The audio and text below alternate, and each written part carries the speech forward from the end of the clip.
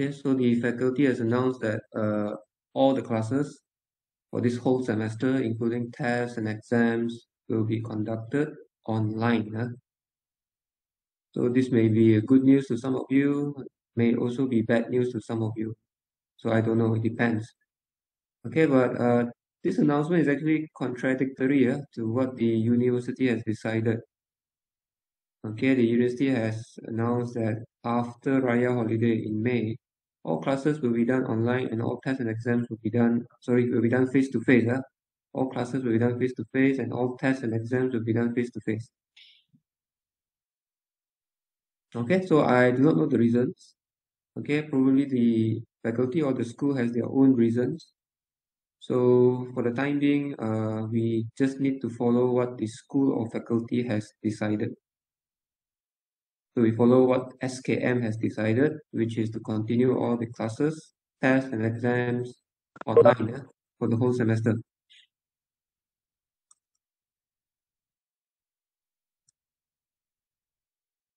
Right, so we continue with lecture. So last week, I really discussed this topic, capacity planning. So one of the things that you have to do in capacity planning is actually to identify or determine where is the bottleneck. Okay, remember what is a bottleneck? Bottleneck is normally the workstation or the production department that has the highest cycle time. Okay, so in other words, it is the longest time workstation or the longest time department. Now, determining this bottleneck is important because this bottleneck will actually determine the capacity of the entire production system or the entire assembly line. Right? So that's why we have to know where is the bottleneck. And once we know the bottleneck, then we can actually apply line balancing to actually solve the bottleneck problem. So let me just repeat in brief what is line balancing.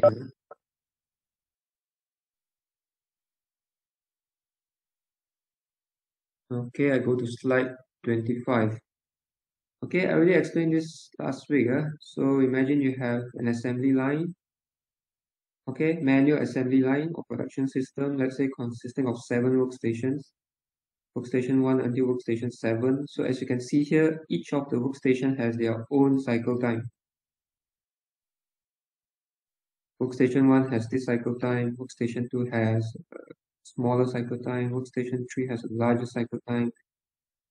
And if you compare all the workstation, the slowest workstation is workstation 3, fastest workstation, workstation 5. So workstation 3 is actually the bottleneck workstation. And this workstation 3 will actually determine the overall capacity of the entire assembly line. So because of that, it is very important for us to reduce the cycle time or the workstation time for this workstation 3. Because if we can reduce the workstation time of workstation 3, then the capacity can be increased. At the moment, the capacity of this whole line is being limited or constrained by this workstation 3. So one of the ways we can solve the bottleneck problem, okay, one of the way we can reduce the cycle time of this workstation 3 is to do line balancing. So what is line balancing? Line balancing is for us to reassign the work elements into the workstations or redistribute the work elements into the different workstations so that at the end, each workstation can have about the same cycle time.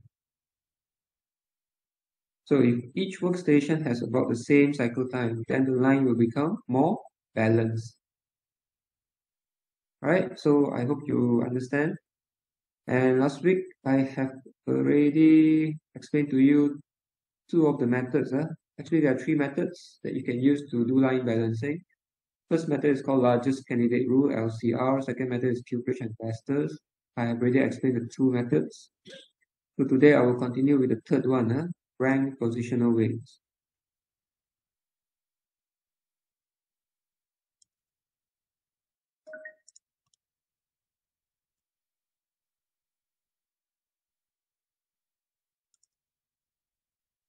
Okay, maybe look at this word file. So you are given the same question, just like the largest candidate rule and the Cubridge and Vester method, same question. So the question says that there is an assembly line that consists of 12 work elements. So you have 12 work elements. Work elements are the elements that we do time study. These are the elements that you learn in work design, work study, or time study. So these are the basic elements. So each of the work elements has their own element time. For example, work element 1, the element time is 0.2, okay, second or minute. Okay, the question didn't mention, so just take it as minute. Work element 2 has an element time of 0.4 and so forth. You can see here. And each work element also has their precedence constraint, precedence relationship. So for example, work element 1, work element 1 has no predecessor. So it means work element 1 can be started anytime, because there's no predecessor for work element 1. The same for work element 2. Work element 2 can be started anytime. It can be started first because there is no uh, pre precedence, okay? No predecessor. Predecessor means something which is done before it. Work element 3 has work element 1 as the predecessor. So it means that work element 1 has to be started first before we can start work element 3. Okay, and work element 4 has a precedence constraint of 1 and 2.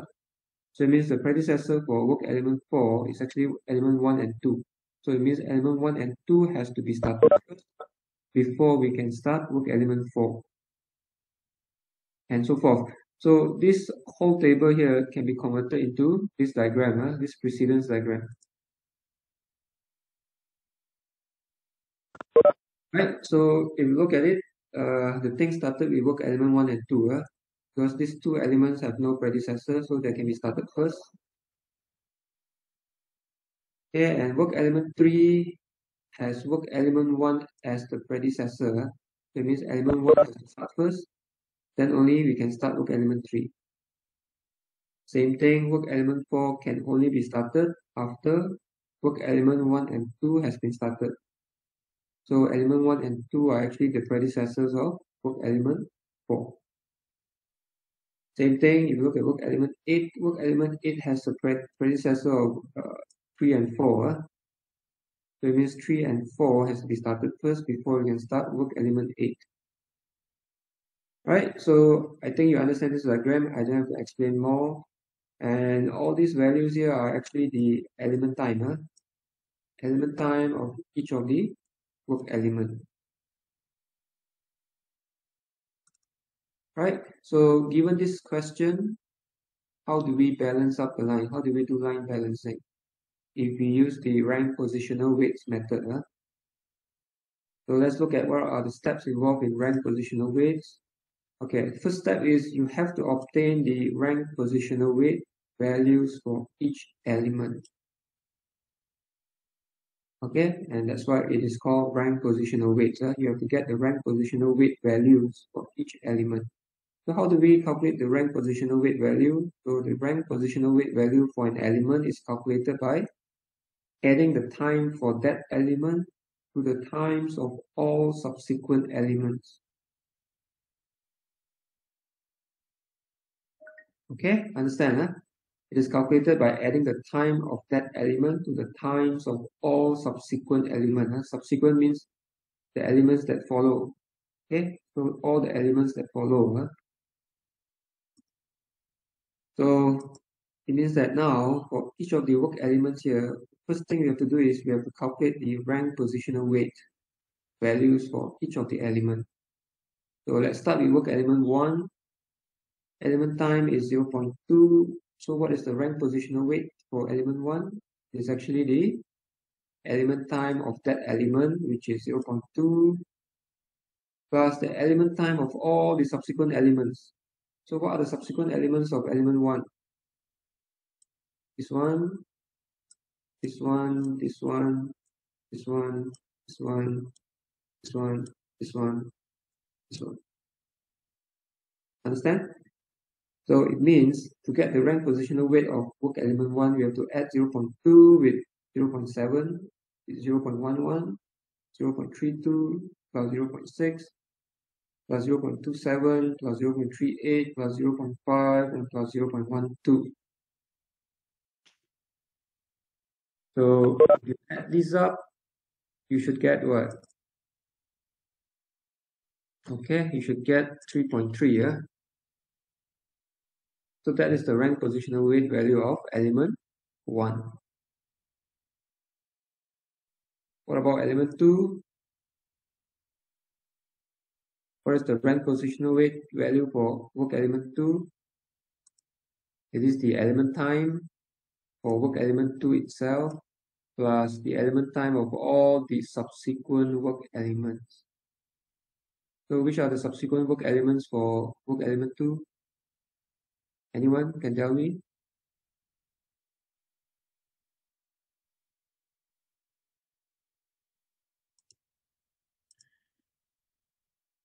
Okay, anyone? Anyone can tell me which are the work elements subsequent to work element 2? Okay, look at the diagram.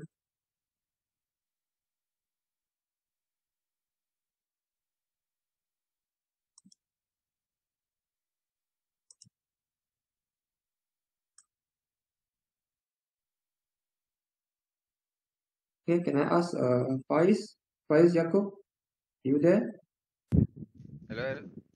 Yeah, okay, good. Can you let me know which are the work elements that are subsequent to work element 2?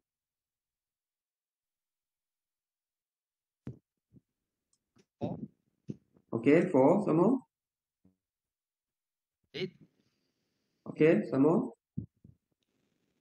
9, Okay, 11, 12. okay, you miss out 2, huh? Actually, it's all the thing which is on the right hand side of work element 2, huh? But must be connected with the arrows. So it includes 4, 5, 8, 9, 10, 11, 12. Okay, so these are the work elements which are subsequent to work element 2. 3 is not. 3 is independent. It's not connected to work element 2. 6 and 7 is also not. Okay, so I hope you are clear. Khairul answered correctly.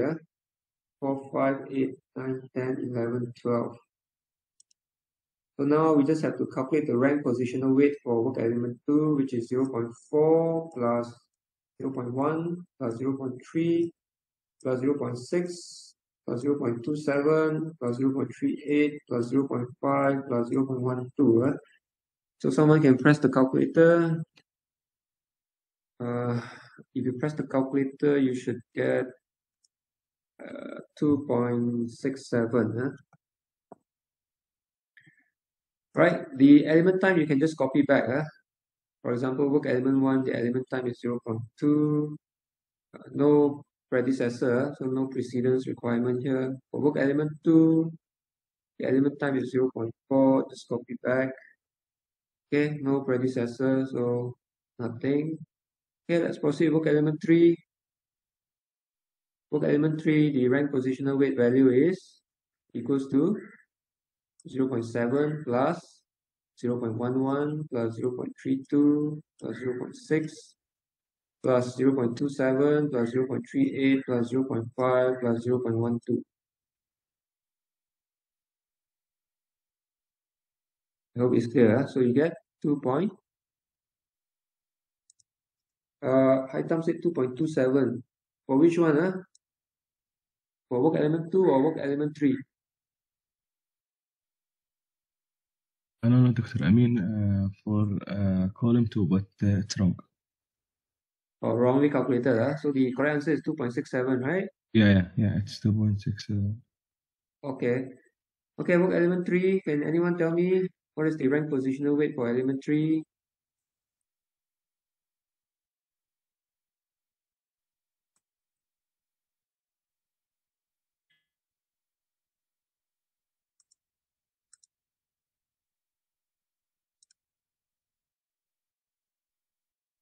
Okay, no one? Okay, it's okay. No one, never mind.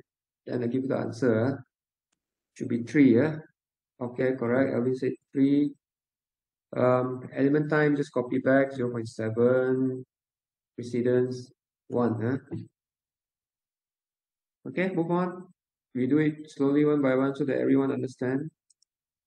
Okay, work element 4, the rank positional weight is equals to 0.1 plus 0.3 plus 0.6 plus 0.27 plus 0.38 plus 0.5 plus 0.12. Okay, so you will get how much? 1.97, huh? Alright. Okay, I'll do it. You check for me whether it's correct or not. 1.97. Copy back the element time, which is 0.1. Precedence, work element 1 and 2. Work element 5. Rank positional weight for work element 5 is equals to, this is easy, okay, it's equals to, okay, 0.3 plus 0.38 plus 0.5 plus 0.12. So this is equals to 1.3, yeah? Okay, good. So copy back the element time, which is 0.3. Precedence, work element 2. Next, work element 6. What is the rank positional weight? It's 1.11 plus 0.27 plus 0.5 plus 0.12. So it's equals to 1, right? 1, huh? So copy back the element time 0.11. Precedence 3, yeah? Just copy back. For work element 7, the rank positional weight is equals to 0.32 plus 0.27 plus 0.5 plus 0.12. You get 1.21. Okay, good. Copy back the element time. Element time is 0.32. Precedence 3, yeah? Okay, let's continue. Just a few more to go. Work element 8.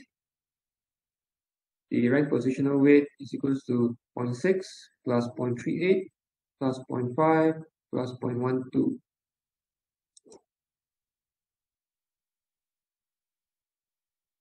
Okay, so that will give you 1.87, right? Okay, so copy back the element time 0.6, precedence, work element 3 and 4. Work element 9 is even easier. The rank positional weight is equals to 0.27 plus 0.5 plus 0.12. So 0.89.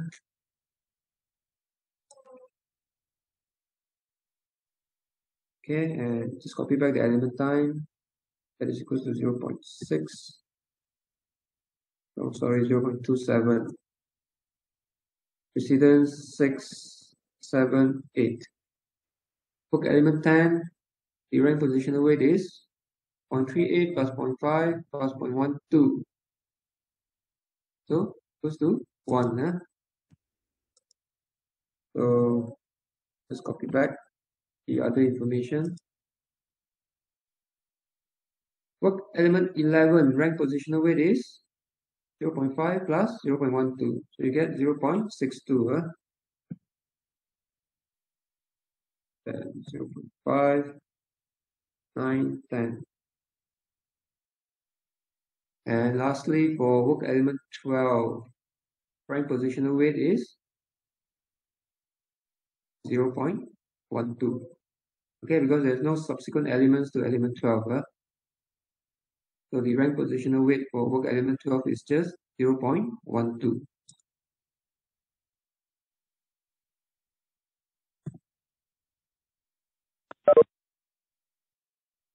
Okay, so I hope this is correct. So that is the first step. Obtain the rank positional weight values. Okay, what is the second step? Second step is you have to arrange the rank positional weight values in descending order. Right? So what it means is you have to arrange these elements according to the rank positional weight, but in descending order. So it means the one with the highest rank positional weight should be at the top. The one with the smallest rank positional weight should be at the bottom. Right? So it's just a matter of sorting them. So after you sort them, you should get this. Okay, you should get this. So this is the one that we have sorted based on descending order of the rank positional weights. Right? So the sequence of the elements has also changed already because now we are arranging them based on rank positional weights. Once you have done this, then you can move on to step 3. So in step 3, you can already start to assign the work elements to the workstation. Okay, how to assign? You have to start from the top of the list and then go down the list one by one. Okay, whichever element that you select must fulfill two requirements.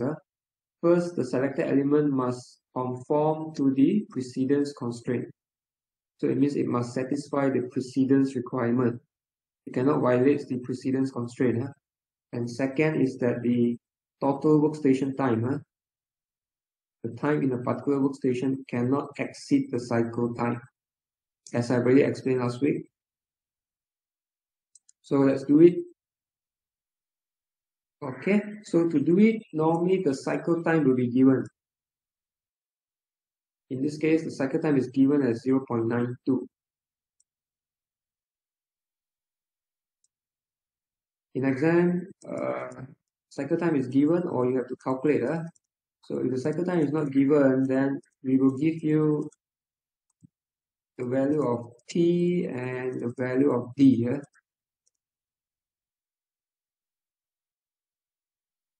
Okay, if cycle time is given, then it's given. If not, then the question will normally give you T, production time allocated, and Q, the quantity to be produced. If you use T divided by Q, you get the cycle time. Cycle time is basically the time that you use to produce one unit. Right? Because T divided by Q, you get the time per unit.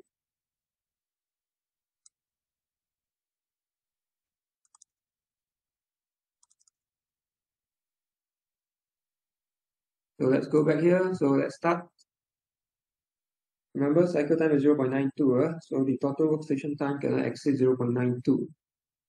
So we start with workstation 1. So what we do is we start from the top of the list. So we have to ask ourselves, can we assign work element 1 to workstation 1? Can we assign this? The answer is yes. Okay, why? Because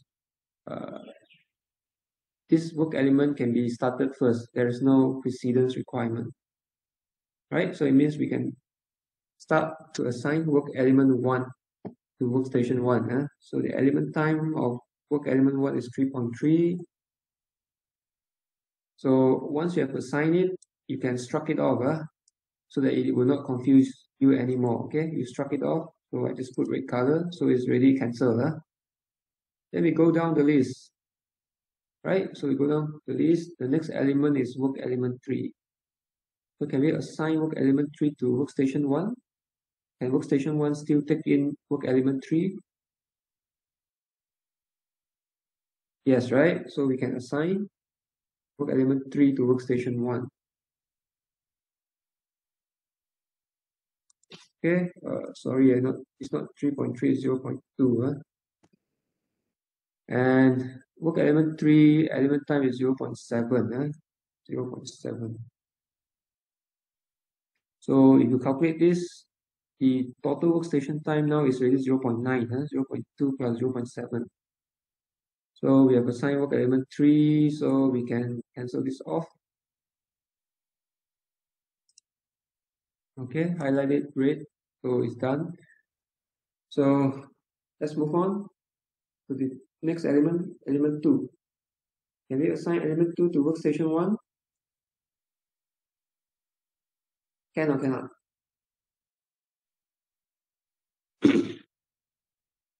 Check the total workstation time, whether it exceeds the cycle time or not, and also check the precedence. Okay, so all of you say cannot. Okay, why cannot? Because if we add element 2 into workstation 1, then it will incur another element time of 0.4. So if you add 0.2 with 0.7 with 0.4, that has already exceeded the cycle time. You will get 1.3, right? So 1.3 has already exceeded the cycle time. So it means we cannot assign work element 2 to workstation 1. Okay, so not possible. Okay, if not possible, then go down the list one by one. Can we assign work element 4 to workstation 1? Okay, cannot, because 0.1, if you add up, to exceed 0.9, to exceed 0.92. Then go down the list, work element 8, can we assign it? Cannot, because you will exceed the total cycle time. Work element 5, cannot. Work 7, element 7, cannot. Work element 6, also cannot. If you assign work element 6, it will also exceed the cycle time. Work element 10, cannot. Work element 9, cannot. Work element 11, cannot. Work element 12, also cannot. So if it cannot, then we have to close the station. So it means workstation 1 can only consist of work element 1 and 3. Understand? Understand, So now we close workstation 1. So we can write down the workstation time for workstation 1 is equals to 0.9. If you want, you can also calculate the idle time. Okay, what is the idle time for workstation 1? It's actually the cycle time minus the workstation time. Right? So there will be an idling time of 0.02 for workstation 1.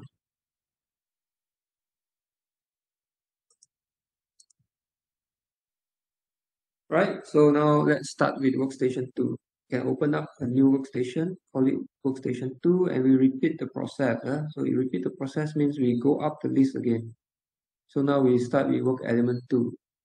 So ask yourself, can we assign work element 2 to workstation 2?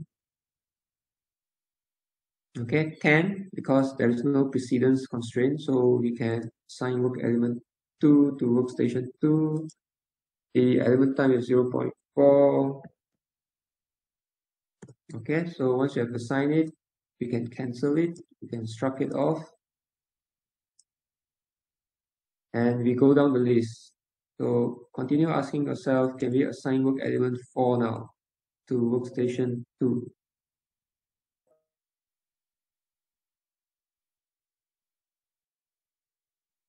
Abdul Rahman say cannot, is it?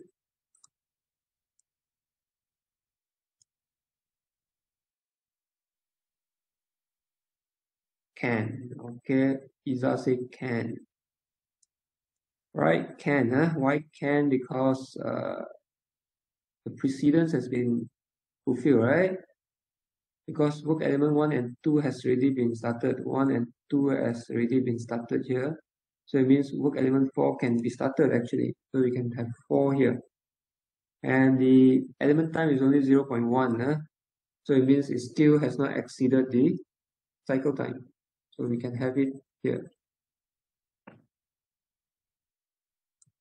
Right? So once you have assigned it, you just cancel it. Right? And then continue the process, go down the list. Ask yourself now, can I assign work element 8 to workstation 2? In terms of precedence, no problem. Okay, because work element 3 and 4 has already been started. 3 and 4 here.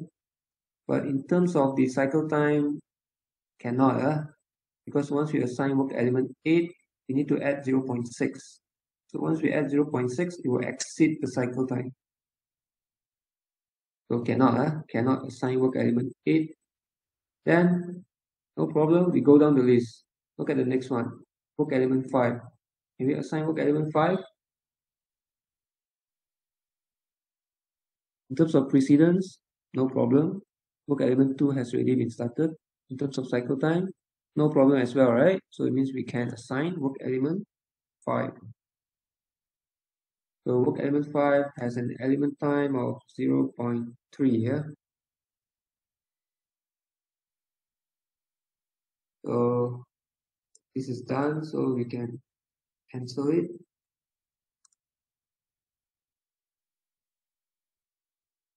Right? So remember, whenever you have assigned an element, you have to go back to the top of the list and ask yourself again. So once you have assigned work element 5, you have to go back to the top. So to the top now is work element 8. So you have to start with the top again. So ask yourself, can you assign work element 8 now? Cannot, because if you add work element 8, it will exceed the cycle time. Okay, then only we go down the list. So we go down the list, we see work element 7. So can we assign work element 7? In terms of precedence, no problem. But in terms of cycle time, cannot. Because if we add 0.32, it will exceed 0.92. Right? So work element 7 cannot. If cannot, then we go down the list. Ask yourself, work element 6. Can we assign work element 6 to workstation 2?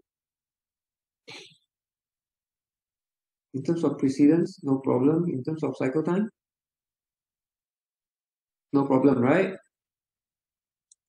Okay, so it means we can assign work element 6. It has an element time of 0.11. So once you have assigned that, cancel it. Okay, remember, once you have assigned it, you have to go back to the top of the list again. Start from the top again. So ask yourself, can we assign 8 now? Still cannot. Can we assign work element 7 now? Cannot, because it will exceed the cycle time.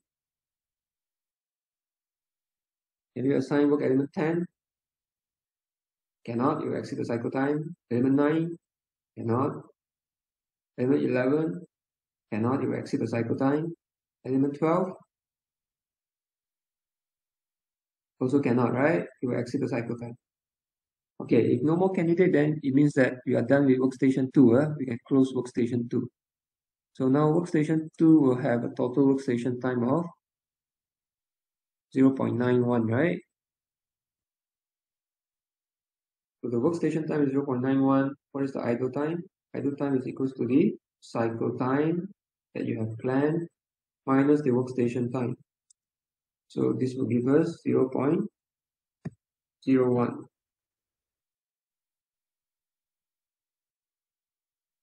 Right? I'm showing all this again for the benefit of those who are absent last week or who still do not understand.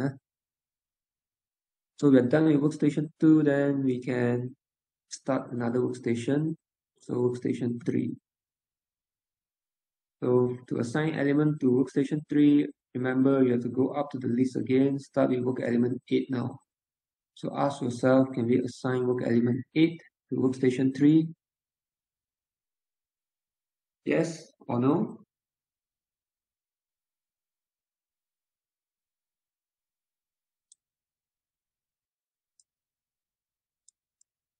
Yes, okay, yes, because precedence wise has been satisfied. 3, 4 has already been started. 0.6, no problem. So we can have element 8. Element time is 0.6. So once you have to assign 8, remember you have to cancel it because you don't use it anymore. Right? And then now we have to go back to the top of the list again. The top of the list now is work element 7. So ask yourself, can we assign work element 7 to workstation 3? Can. Okay, we can. So we can assign work element 7 to workstation 3. Element time needed is 0.32. right? So once you have assigned it, just cancel it.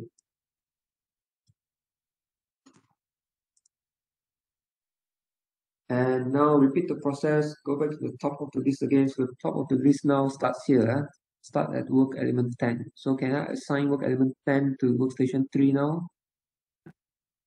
Cannot, you exceed the cycle time. Then go down the list, work element 9. Can I assign it to workstation 3? Cannot, you exceed the cycle time. Work element 11 also cannot, you exceed the cycle time. What about work element 12? Also cannot, you exceed the cycle time. Okay, so it means we are done with workstation 3. Close it. No more elements can be fitted into workstation 3. And then now you can calculate the workstation time. Workstation time is 0.92. If the workstation time is 0.92, it means there is no idle time. Idle time is 0.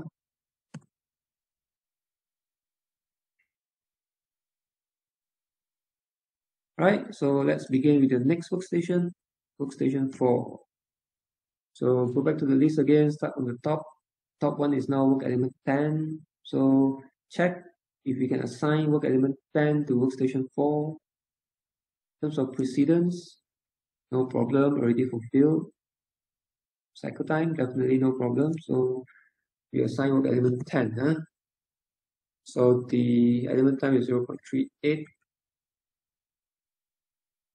So once you have assigned it, cancel it.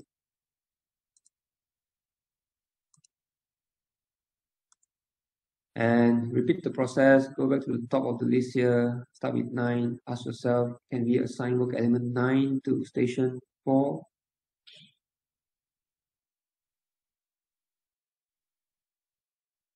Can. Because precedence-wise, satisfied, right? 6, 7, 8 has already begun, started already. In terms of cycle time, also no problem, right? So let's assign work element 9. Element time 0.27.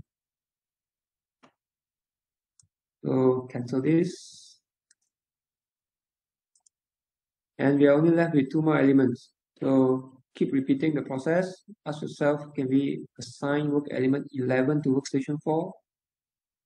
Cannot already, right? Because you exceed the cycle time. What about work element 12? Can we assign work element 12 to workstation 4? In terms of cycle time, no problem. It will not exceed the cycle time. But then in terms of precedence, cannot. Because work element 12 cannot be started until work element 11 has started. So we have to assign work element 11 first before we can assign work element 12. So be very careful. Even though the cycle time has no problem, but we cannot violate the precedence constraint. So it means what? It means no choice. We cannot fit any more elements into workstation 4. So workstation 4 is already full. So when it is full, then we can compute the workstation time. Right, 0.65, good. And the idle time is 0.27. Okay, great. And let's complete the whole thing.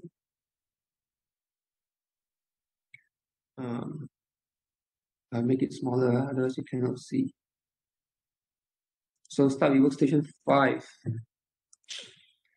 So go back to the top of the list, which is here, and ask, can we assign work element 12 or can we assign work element 11? Okay, definitely we have to assign work element 11 first, right? Because of the precedence constraint. So start with work element 11. Element time 0.62. So once you're done, cancel it.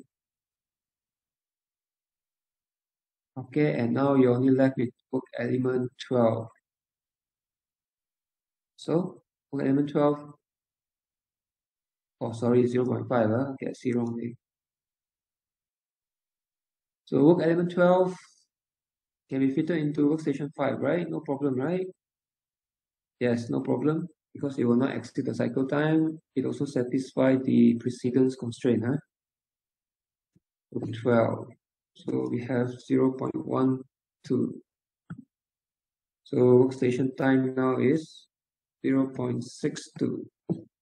And the idle time is 0.3, 0.92 minus 0.62, 0.3.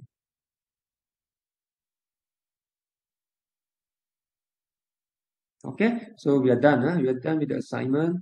So I hope it's correct.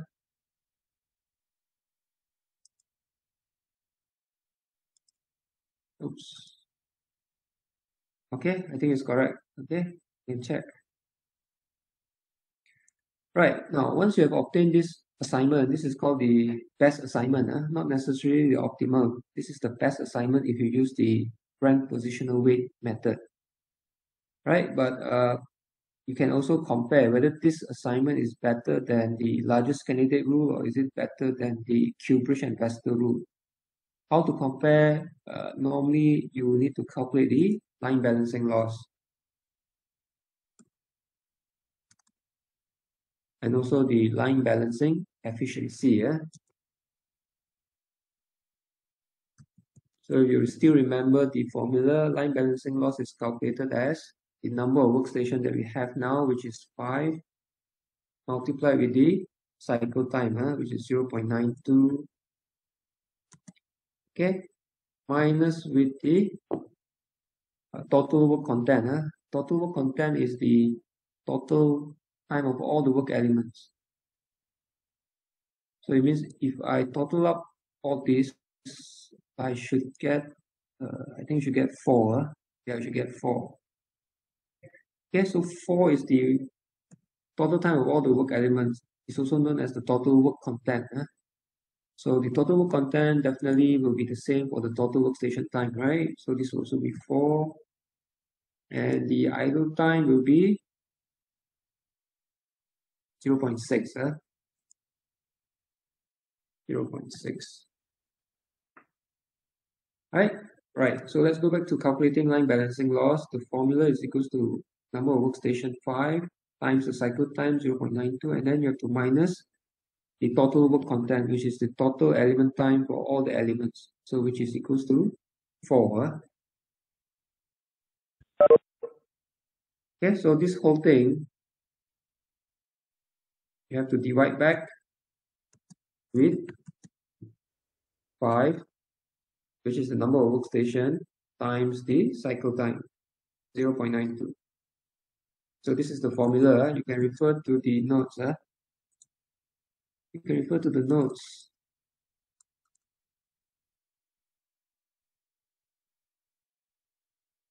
Yeah, this formula. Right, so when you calculate this, you will get 0.13, right? This one I saw 0.13. Yeah, 0.13. So the line balancing loss is 0.13. So it's like 13%. Okay, so you understand what is the meaning of this, right? So it means that with this assignment of elements into the workstation, the whole assembly line will have a loss of about 13%. You will only get no loss if the line is perfectly balanced. Perfectly balanced means all the workstation has the same cycle time. Okay, if you don't believe me, you put in the values where all the workstation has the same cycle time. Okay, you will get 0%.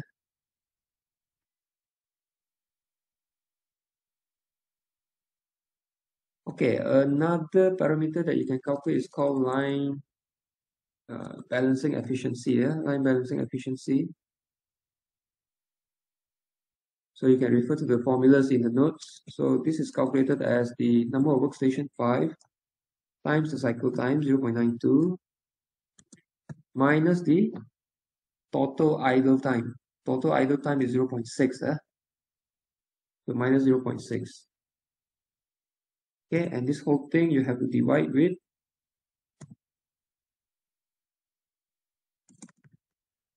5 times 0.92.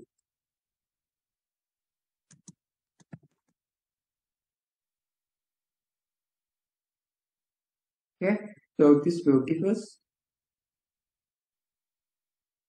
for 87%.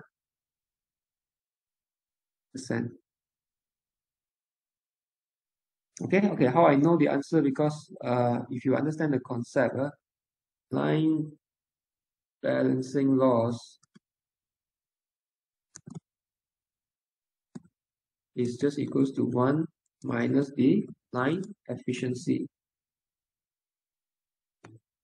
Okay, or in other words, line efficiency equals to 1 minus line balancing loss.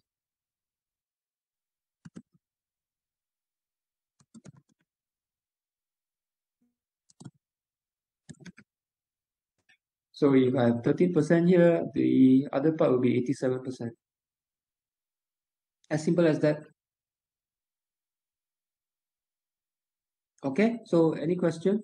So far, anyone doesn't understand? I've already tried my best to demonstrate the whole process to you again so that everyone understands.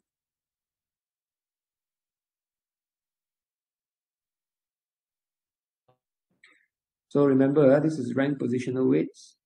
You will have to calculate the weights value as I showed you just now. For the second method that we learned last week is the Cubridge and Vester. Now for the Cubridge and Vester, what you have to do is you have to establish the column. Okay, you have to establish the column based on the arrangement in the precedence diagram. Once you have established the column, okay, you then arrange them based on the column number, starting from the smallest column until the largest column. That is Cubridge and Vester. And then the assignment step is the same. Assignment step is you assign the elements to the workstation, okay, starting from the top of the list, and make sure that the precedence relationship is satisfied. At the same time, the workstation time does not exceed the cycle time. And for the largest candidate rule is the simplest. Largest candidate rule, you don't have to compute anything. You just arrange the element according to the element time, from the largest to the smallest.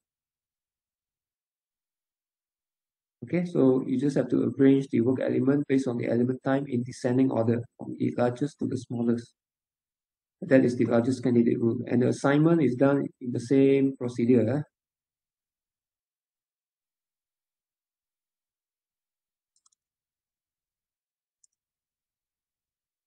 Any question? Anyone doesn't understand? Okay, if no, then maybe I can stop here. I will continue on Wednesday. So Wednesday, I will go into break-even analysis, which is another way of analyzing capacity.